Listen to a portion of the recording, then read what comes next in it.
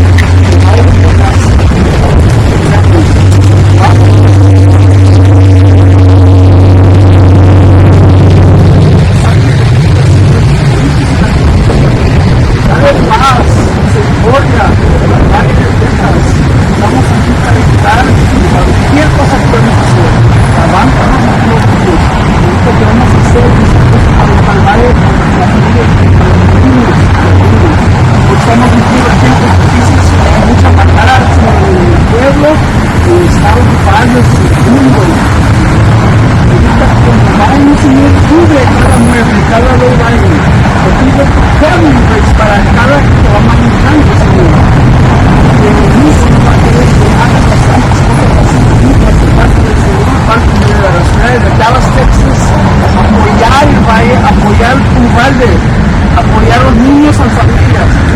Lo que me da paz, lo dice tu palabra, la escritura, que los niños sufrieron, tú los recogiste y sabemos que están ahorita con tu gloria. Eso es lo que me da paz. Me da paz saber que están contigo.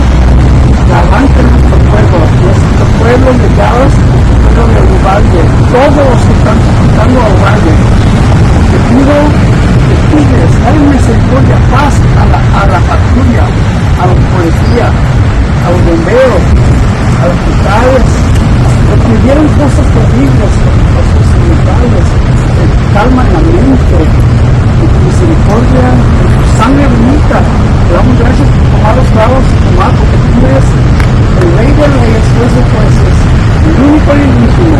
Y dijiste que tú eres ayer, siempre el mismo, ayer, hoy y para siempre, y nunca encajarás.